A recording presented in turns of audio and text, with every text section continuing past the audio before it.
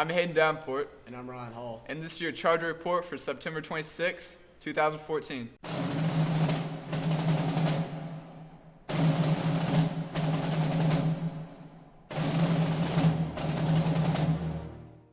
First up, world news. Hey now, you're an all-star. Get your game on, go play. Hey now. Honey Boo Boo's mama, June, and Sugar Bear split. Honey Boo Boo's parents are calling it quits. Mama June states, Sugar Bear and I have decided to take some time apart to figure things out in our relationship. South Park mocks NFL team. From the looks of it, the premiere episode will revolve around Cartman trade marketing the Redskins' name, while owner Dan Snyder and the team dig themselves in a deep hole as they argue to get it back. As always, expect plenty of lines to be crossed. White House security briefed. 2 security incidents in 2 days have raised concerns about the security at 1600 Pennsylvania Avenue.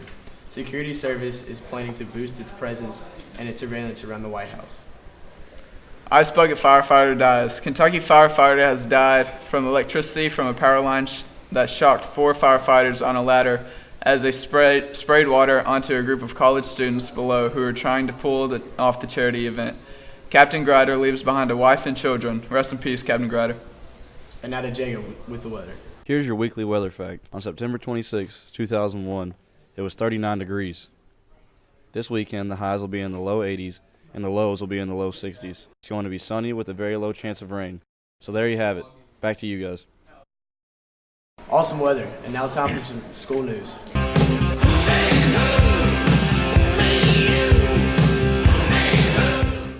As you may know, last week was homecoming, but this year we had a little twist in the normal traditions that go along with homecoming.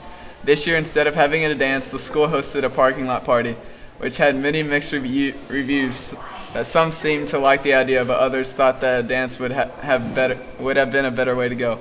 Also this week we had our first Monday off instead of our early release day. This is another thing that is different than the normal traditions of Bullies. As far as the students that we have talked to this year, it seemed to be a way better way to work it out, since we have a 3-day weekend. Now let's talk about the mascot. Who is the mascot? It's just one person or multiple. There have been rumors that Casey Ash and Kayla and Roby are the ones under the horse head. We hope to figure it out. As we do, we will let you know. Also coming with homecoming week comes a new homecoming queen and king. This year's king and queen were Tiffany Heller and Cole Green, and the runners-up were Robert Hartley and Casey Ash. Congratulations to everyone on the homecoming court. And now to the field report.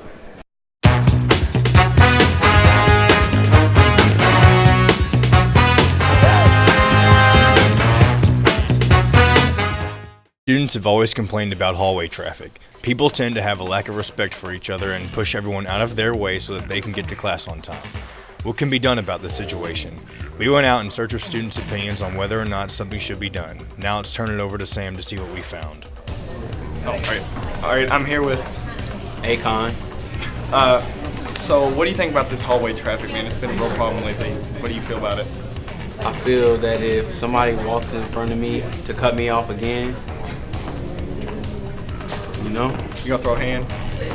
I have 3 hands. All right. What do you think the proper amount of time should be between class change? Same amount of time as class. 50 minutes? Yeah. 50-minute class changes? Okay. Do you have any classes in the new wing right now? Yeah, I have 2 classes in the new week. Are you ever late to them? I'm late to all my classes. So. All right. That's solid. Solid, man. Thanks. All right. So I'm here with. Miss Burke. So what do you think about the hallway traffic issue? It's like, is it a bad issue? I feel Yes. like it's gotten better because of the spreading out of the freshmen upstairs in the new wing and then the new building. Has it not gotten better? Well, I've a lot of my friends, even myself, I have classes on one end of the school and have to walk all the way to the other, and it's become a really big problem, like the time limit, trying to get from The one. 5 minutes? And we're trying to figure out if people think we could increase the time limit or think we should. In between classes? Well, haven't heard that. Do you think that it's actually gotten better with the whole? Well, I mean, I feel like from last year, I mean, the only way we really have to gauge if that's gotten better as tardies, and I think that we have less tardies to class right now, to be honest with you. Okay. And I don't know, maybe that's partly because the freshmen have been moved up and isolated, so that whole freshman class has gotten out of that. I don't know. All right, so I'm here with Tyler Becn. Tyler, do you have any classes in the new wing this year? I actually have 3. How long does it usually take you to get from class to class? It usually takes me the whole 5 minutes to get from class So to you're pretty class. much bell to bell. Yeah, I had 1 instance out of second block. I'm an office aide, and my third period class is in Mr. Rocks, which is on the opposite end of the school. Do you think anything should be like done about the whole time? Like, should we lengthen it, or? An extra minute or 2 between classes would be pretty helpful. So you think about 6 or 7 minutes would be good? Yeah, it'd be a decent time. That's fair. All right. By the looks of things, it seems like a lot of people think that we should be given a few extra minutes during class change. However, I wouldn't be surprised if nothing ever changes. That's it from today's Charger Field Report. Good job, Field Report. And now on to see what's going on with our school. Let's do it.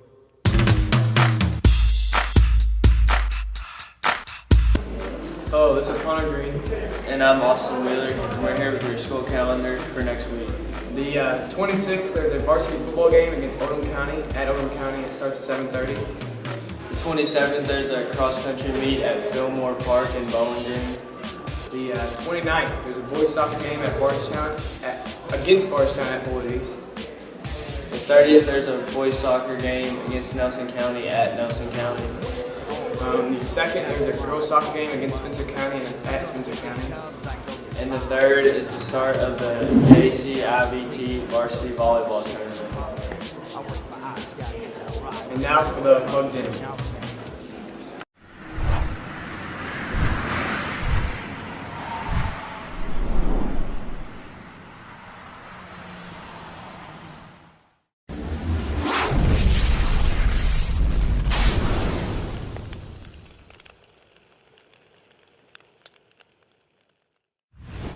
Jacob here with Plugged In.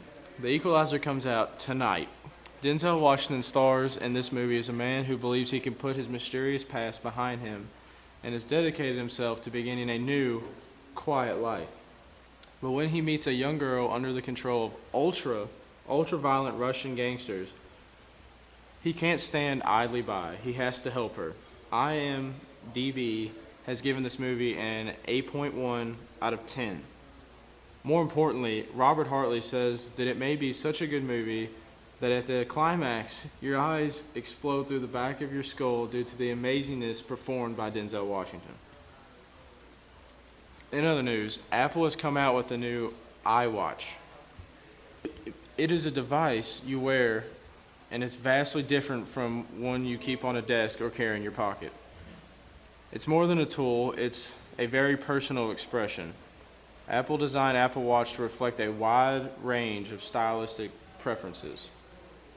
And they have curated 3 distinctive collections to help you find the watch that's right for you.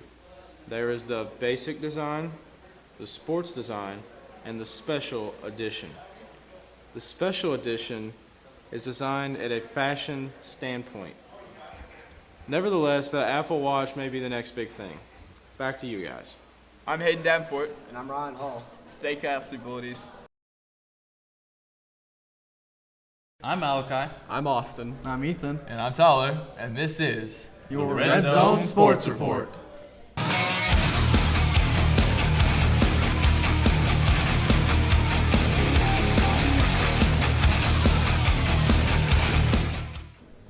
First up in pro sports, we have the New York Giants at the Washington Redskins, and the Packers take on the Bears. All right, so first off, we got the Redskins and the Packers. Redskins are predicted for a 6-point favorite. Giants just picked up their first win last week, so they're off to a slow start. And Washington, I'd say, just has too many weapons for New York to be able to handle. I'm going to have to give it to the Redskins. This week I have Green Bay at Chicago. Green Bay has had a very slow start to their season. They haven't done very well in the past 4 games, and the Bears this year have done remarkably well considering they have not been too good in the last couple of years. So I'm going to have to give this one to the Bears by at least a touchdown or more. In a press conference by Roger Goodell over the week, He went over the issues involving Ray Rice and Adrian Peterson. Nothing much was involved in this meeting except that a bystander ran into the room, was caught by security, and repeatedly shouted the phrase, "No, no, don't take me to the elevator." On my topic today, I'm talking about the Louisville City Soccer Club. If you didn't know already, Louisville City is going to have its own soccer club starting April 15th, announced at a Bats game. They also have a scarf competition going for $500, and if you wish for any more information about that, go to LouisvilleCityFootballClub.com. Home games will be held on Louisville Slugger Field, and that's all I have for today. All right, now over to college sports with Tyler. First up, we have the Vanderbilt Commodores at the University of Kentucky. Everybody in the world knows Vanderbilt's not the best team in the nation. They played South Carolina pretty close last week, but after 2 really disappointing losses to begin the year, and UK coming off a bye after a great week at Florida, I have to give this edge, obviously, to the University of Kentucky. All right, now we've got Wake Forest at U of L this week, and I'd say the real question of this game is Will Garner going to play this week? He took a good shot to the knee last week against FIU, and he had to leave the game early. And Wake Forest freshman quarterback has not been performing very well at the beginning of the season. So I'm going to have to give it to Louisville coming through with a defensive win. This week, we also have UCLA at Arizona State. UCLA on paper is a very mediocre team, and Arizona is ranked 12th in points per game and 7th in total offense. So I'm going to have to give it to Arizona State. And now for our bold predictions. My bold prediction, I wanted to go ahead and make a Super Bowl pick early in the season, and what I came up with was the 49ers and the Broncos, AFC versus NFC. Both have had pretty decent starts to their season, and both of them have had Super Bowl appearances in the last 2 years, so their experience, and the Broncos will definitely be looking for redemption. My bold prediction for this week is, I think with the 4-team playoff system in NCAA football this year, the 4 teams for me will have to be Oregon, Alabama, Florida State, and Oklahoma.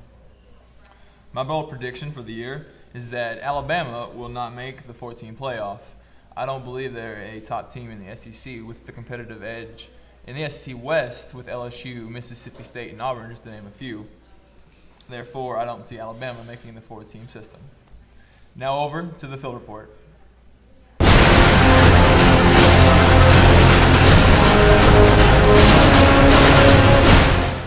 You can clearly see live, we are on this side of the fence. We're breaking rules. But anyways, this is the Red Zone Field Report, and we're going to talk about the fence. And I'm Pierce Kelly. I'm Paul Eldridge. And there's a freaking spider, dude. Get it. I'm Jacob Caudell. Spider. And we're going to talk about the fence. I'm here with Jake Reese. Jake Reese. And Jake, do you know about the fence in the red zone? Yeah, I don't like it. Do you think that the fence has a good purpose in the red zone?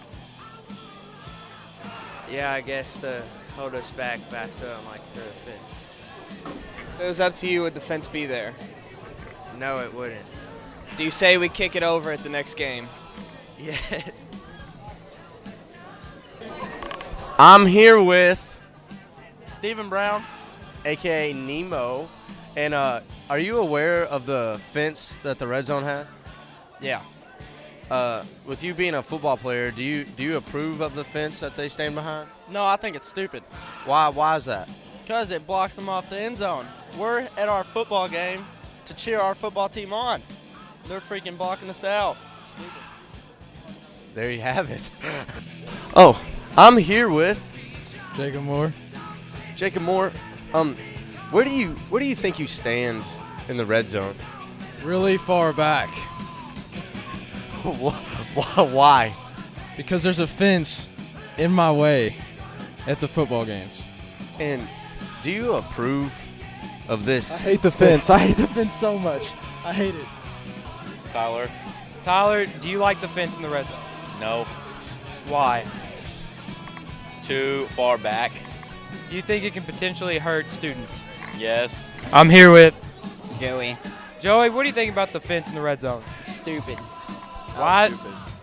Very stupid. Why? Because like it holds everyone back, and that's dumb. Trouble. Anyways, I'm Pierce Kelly. I'm Detective Paul Eldridge. And Kid Cotty. see you next time for the Red Zone Field Report. Now over to the Coach's Corner.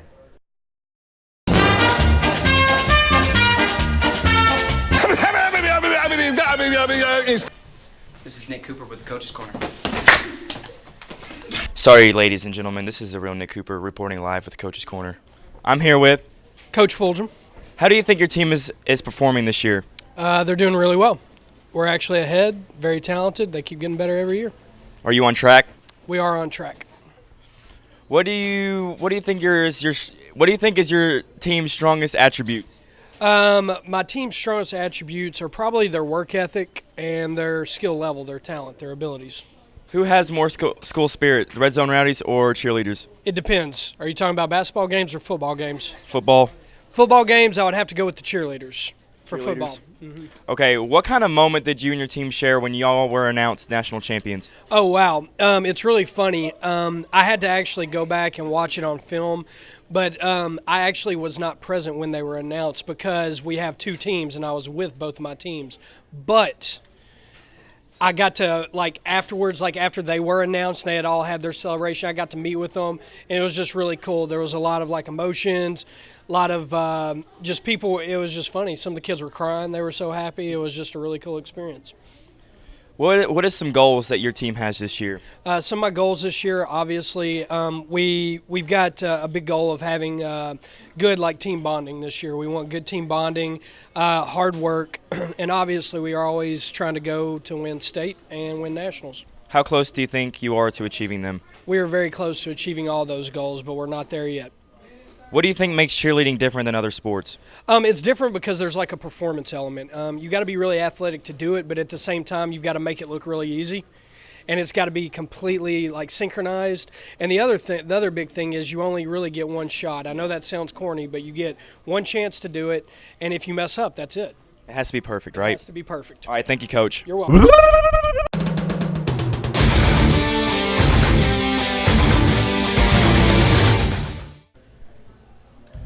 And this week for upcoming sporting events, we have Bullitt East taking on Oldham County away. And Oldham County right now has a 1-4 record. As of Bullitt East had a very close game last week with Central Hardin, who is a remarkably really good team. And there's no way that Oldham County will be able to keep up with Bullitt East. In last week's heartbreaking loss to Central Hardin, we have named the MVP of the week, which is Connor Polson. With his first start as a varsity player, he managed to take the Bullitt East Chargers down from 14 points and tie the game up with just a few seconds left.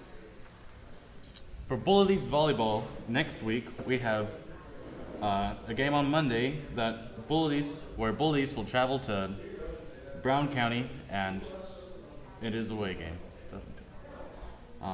For Thursday, Bullitt East will play against Bethlehem at home.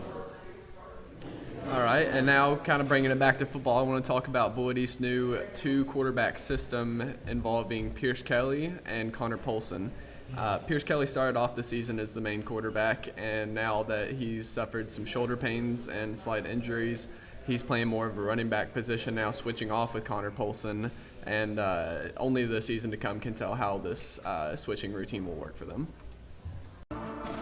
Welcome to the play-by-play rundown of the week.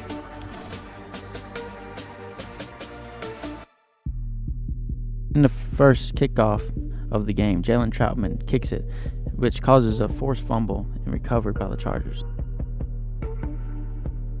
2 plays later, after the forced fumble recovery on the kickoff, Robert Hartley runs it in for a 6-yard touchdown. As we run a hook and ladder, Connor Polson completes a pass to Trent Meredith. And Trent Meredith pitches it back to Colvin, and Colvin reaches the 10-yard line.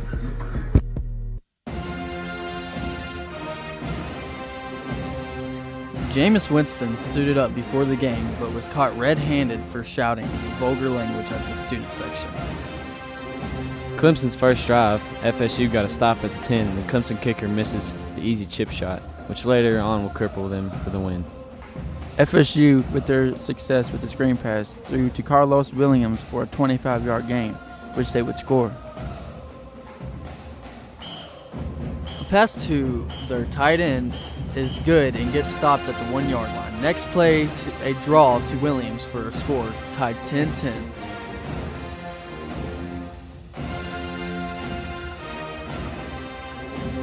Pass from Clemson quarterback is good to the tight end for an almost score, but is down at the 1.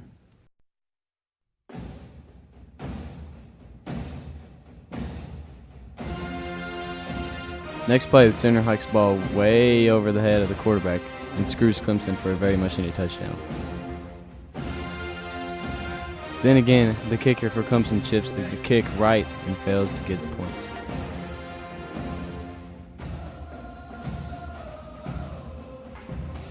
Left with Clemson having the ball on FSU 20. Gets the pass, the first down, then fumbles, FSU recovers.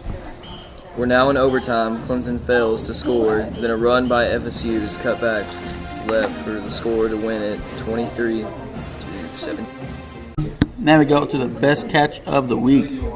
With DeAndre Hopkins makes an amazing one-handed catch over 2 giant defenders, but would later get a call back for a holding call. Now we go to Johnny Football's highlight, or as a Johnny Wideout. A trick play is used to distract the Ravens defense so Manziel can go on a go route and make a 25-yard catch, which is then hit late out of bounds, which makes it then a 40-yard game, but would come back because the offense wasn't set in formation. Thanks for tuning in for the play-by-play rundown. I'm Malachi. I'm Austin. And I'm Ethan. I'm Tyler, and this has been your Red Zone Sports Report.